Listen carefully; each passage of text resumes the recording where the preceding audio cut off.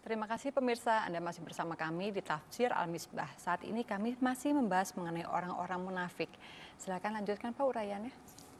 Baik, tadi kita katakan ada orang, ada amalnya buruk, ada amalnya baik. Dia menyadari keburukan amalnya. Orang-orang yang semacam ini, Allah mengharap bisa mengampuni dosanya. Oke. Kesadarannya bahwa dia melakukan dosa, itu sebenarnya langkah pertama untuk bertobat. Ya kan, orang tidak mungkin orang minta maaf kalau dia tidak sadar bahwa, nah, kesadarannya ini, pengakuannya ini dinilai sebagai amal soleh. Sehingga menarik lagi, ini ada redaksi, asallahu, Allah diharapkan mengampuni mereka. Satu hal nih kita ini. Saya ingin beri perbandingan. Kalau saya berkata, saya harap bisa datang besok. Terus ada lagi yang berkata, saya harap Pak Quraisy bisa datang besok. Yang mana yang lebih kuat untuk saya katakan kemungkinan besar datang? Apakah ucapan saya harap saya datang, ataukah ucapan orang, saya harap Pak Quraisy datang? Yang mana yang lebih kuat? Saya. Kenapa? Karena orang yang berkata, saya harap Pak Quraisy datang, dia mempunyai halangan yang harus dicegah dua. Yang pertama, keinginan saya untuk datang. Yang kedua, tidak adanya halangan yang menghalangi saya datang. Tapi kalau saya berkata, saya harap saya datang, tinggal satu halangan. Saya sudah mau. Kita tidak. Nah, sekarang kalau kita berkata, Allah mengharap mengampuni dosa mereka, itu pasti atau tidak? Adakah yang menghalangi Allah? Kalau begitu, ayat ini, kalau Allah berkata, Allah mengharap, itu berarti pasti. Pasti Allah mengampuni mereka. Hanya saja di sini Allah ingin mengajar kita bahwa jangan pernah memastikan sesuatu. Allah pun yang sudah pasti, dia masih katakan, saya harap itu. Itu sebabnya kita disuruh insya Allah. Ya kan? Oke, kita lanjutkan. Allah Maha Pengampun. Baru dia katakan, khudz min amwalihim sadaqatan tutahhiruhum wa tuzakkihim biha. Ambillah wahai Nabi dari harta mereka sebagai sedekah atau yang dimaksud zakat. Dengan demikian itu akan mensucikan mereka, mensucikan harta mereka, mengembangkan harta mereka dan mengembangkan kepribadian mereka. Tadi ada orang dosa nih, mau diampuni dosa Anda, antara lain caranya bersedekahlah. Itu amal baik. Ini ayat dijadikan oleh ulama sebagai salah satu ayat yang menjadi dasar kewajiban berzakat. Nah, harta yang diperoleh boleh jadi ada sedikit kotorannya. Ya, cara perolehannya. Berzakatlah supaya bersih. Jiwa yang kikir, yang ada kekotorannya, bersihkanlah jiwa Anda dengan menghapus kekikiran dalam hati Anda. Kalau mau berkembang kepribadian Anda, berbuat baiklah kepada orang. Biasakan berbuat baik pada orang. Itu yang dimaksud di sini. Nah, baru dia katakan, wasalli alaihim, salatlah kepada mereka, untuk mereka. Maka salat itu doa.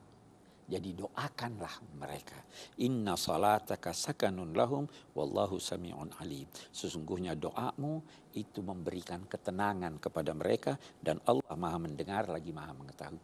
Itu sebabnya banyak orang minta didoakan, apalagi kepada orang-orang baik.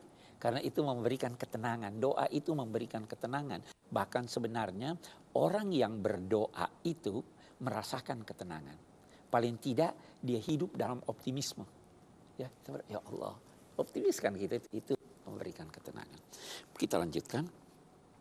Alam ya'lamu annallaha yaqbalu taubata an ibadihi wa ya'khudus sadaqat. Tidakkah mereka mengetahui bahwa Allah menerima taubat dari hamba-hambanya yang berdosa dan menyadari kesalahannya, tapi dia juga mengambil sedekah.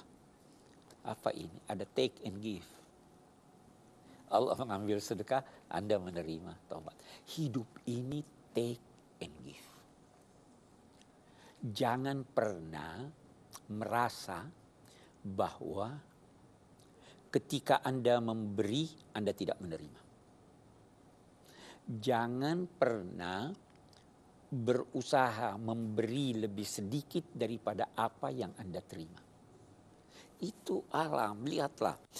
Bulan memancarkan cahayanya ke bumi sebanyak dia menyerap cahaya matahari. Lebah mempersembahkan madu sebanyak ini. Hanya kita kepada Tuhan yang tidak begitu karena kita tidak mampu. Itu sebabnya Allah menamai dirinya Syakir, Syakur. Menerima yang sedikit dan menganggapnya banyak. Itu orang yang bersyukur, menerima sedikit dan menganggap banyak. Memberi banyak dan menganggapnya sedikit. Jadi hidup kita tadinya, kalau kita bahas ayat lain, kita tadinya itu diperintahkan untuk bertakwa kepada Allah sebenar-benarnya takwa. Itu berarti harus ingat terus Tuhan. Itu berarti tidak boleh durhaka pada Tuhan. Ini tidak mungkin kita lakukan. Maka Allah menurunkan ayat lain, bertakwalah kepada Allah sekuat kemampuan kamu. Episode kemarin kan kita bahas ini ya, beragama itu sekuat kemampuan. Yang penting tulus, bagus. Innallaha huwat tawwabur rahim. Allah adalah Dia yang maha penerima taubat lagi maha penyayang. Wa qul i'malu. Lalu kalau sudah diampuni dosa, kalau sudah ini, bekerjalah, berkaryalah, beramallah dengan amal yang baik. Allah akan melihat dan menilai amal kamu. Rasul pun akan melihat dan menilai amal kamu. Orang-orang mukmin pun, mukmin sejati. Ini kan tadi belum sejati nih, masih ada. Orang-orang mukmin pun akan melihat amal kamu, lalu kamu akan dikembalikan kepada Tuhan yang maha mengetahui yang gaib dan yang nyata, lalu Dia beritakan kepada kamu apa yang kamu kerjakan. Dia beritakan artinya apa? Dia beritahu kamu, Dia nilai, Dia beri ganjaran dan balasan. Sekali lagi, kemarin malam episode yang lalu saya katakan fayunabbiukum, itu artinya memberitahu kamu berita yang penting. Yunabbiukum. Ya kan, kemarin kita katakan bahwa kata yunabbiukum itu memberitahu berita yang penting. Tapi itu bukan berarti berita yang tidak penting tidak diberitahu. Dia beritahu juga. Hanya saja di hari kemudian nanti semua apa yang Anda lakukan walau kecil jadi penting. Ada hadis berkata semua orang akan menyesal di hari kemudian. Walaupun dia menyesal, kenapa ada satu kesempatan dia bisa mengucapkan subhanallah, dia tidak ucapkan. Ya kan? Saya kira itu kita lanjutkan. Kita lanjutkan kembali, pemirsa.